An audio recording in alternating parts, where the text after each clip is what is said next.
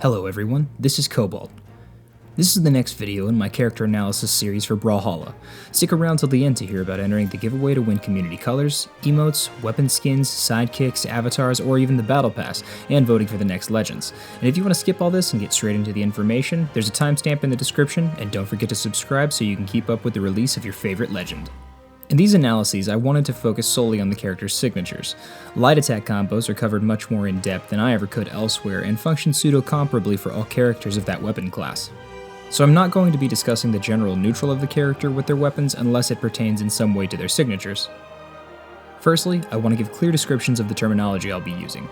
Startup frames are the amount of frames that happen after a move has begun until the first hitbox of the move becomes active. Active frames are the duration of frames that the move contains hitboxes that can collide with your opponent. FAF, or First Actionable Frame, is the first frame available where your character is able to move again after the move has been started. For all of this data, I use the character's jump to display the first actionable frame. Lastly, On Miss refers to the move not connecting with an opponent, and On Hit refers to the move making contact with an opponent. I'm going to be doing my analysis today on the next voted in legend, Asuri. Asuri has kind of a messed up past. Her uncle sacrificed her to a tiger spirit, and then she became the tiger-human hybrid she is now. After this, she fought raiders, leaving a trail of bloody bodies in her wake. Asuri's weapons are sword and Katars. She's seen great competitive results over the past few years, and when Katars were busted, she was winning everything.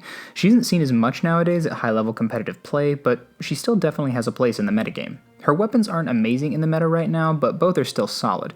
She does have a pretty good stat distribution with 4 attack, 7 dexterity, 5 defense, and 6 speed. She's incredibly quick and mobile. With 2 string-heavy weapons that rely on light attack combo starters, this functions quite well. So, do her SIGs benefit her kit? Or has her success been due to her good speed and weapon combination? Well, let's find out. Let's start with her sword. Sword side SIG has 21 frames of startup, active frames from 22 to 27 with an FAF of 57. It functions the same on miss as it does on hit. Asuri charges forward with her sword behind her. She can run for a really long time, and then once it's released, she executes the sword slice. The hitbox of this SIG doesn't come out until it's released, so she doesn't have an active hitbox during her run animation, so she's vulnerable during the travel portion. The frame data on this move is pretty average, I'd say. It has some solid threat coverage in front of her since she can release the swing at any point, and is good at chasing opponents down if they're retreating. She has solid speed during the SIG, so it makes for a decent option if you're trying to hunt an enemy down, but it does have half a second of end lag, so it can be really punishable on miss. Sword neutral SIG has 25 frames of startup, active frames from 26 to 31 with an FAF of 55. It functions the same on miss as it does on hit. Asuri leaps upward before slinging her sword forward and downward. The knockback angle on this SIG is downward and slightly forward, spiking opponents with a lot of knockback. It has above average startup thanks to the travel distance, and it has average FAF. It has some good coverage and catches both jumping opponents and opponents trying to recover high from ledge. Additionally, it can even hit grounded opponents as well. This is a really good SIG in my opinion and is a valuable asset to her moveset. Sword down SIG has 17 frames of startup, active frames from 18 to 24 and 37 to 40 with an FAF of 59. It functions the same on miss as it does on hit. Asuri performs 2 swings from her sword. This move has pretty good startup and an average FAF. It offers her pretty good coverage in front of her with solid range and decent active frames. Not a bad SIG in my opinion, and I think that its range and power makes it really interesting, and it has solid coverage. It's a straightforward but a solid SIG. Next up is her Katars. Katars side SIG has 26 frames of startup, active frames from 27 to 34 and 36 to 44 with an FAF of 61. It functions the same on miss as it does on hit. Asuri leaps forward with 2 swipes from her claws. This move can catch grounded opponents as well as airborne ones. It has a bit of startup thanks to its travel distance and above average FAF, but the end lag on it isn't terrible. It's got distinct utility thanks to its range and coverage, though it does require good spacing to reliably hit the move, so be sure to learn what the threat coverage on this move is so you can connect. Katars neutral SIG has 18 frames of startup, active frames from 19 to 27 with an FAF of 52. It functions differently on miss than it does on hit. Should the move connect, it functions as a command grab with a new FAF of 67. This is probably her most well-known and iconic SIG. Asuri leaps upward, and if she connects with her opponent, she sends them flying down with a huge amount of power. This SIG is infamous for killing really early. It provides incredible coverage at or near ledge for its ability to catch jumps and high recoveries. It can be slide charged off stage to get cheeky early kills comparable to Core's neutral SIG on his gauntlets. It has decent startup and slightly below average FAF. This move has some insane thread coverage, and despite its frame data not being amazing or anything, the utility this move has is incredible. This is probably her best SIG in my opinion, or at least one of them. Katars down sig has 12 frames of startup, active frames from 13 to 18, 21 to 25, and 32 to 35 with an FAF of 54. It functions the same on miss as it does on hit.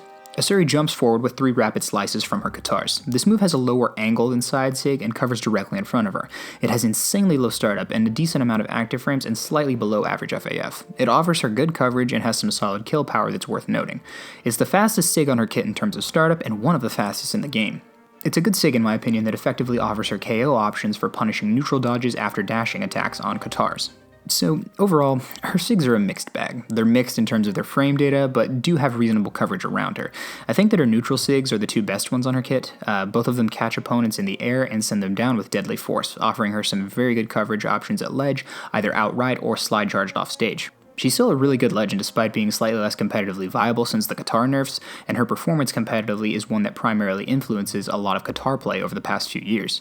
Frankly, I was a little surprised at how average most of her frame data was given her high dexterity, but her Katar down sig has some really good startup and a high amount of active frames, and an average FAF. Her SIGs have a surprising amount of force given her lower than average attack stat, and have proven to be pretty effective on her kit.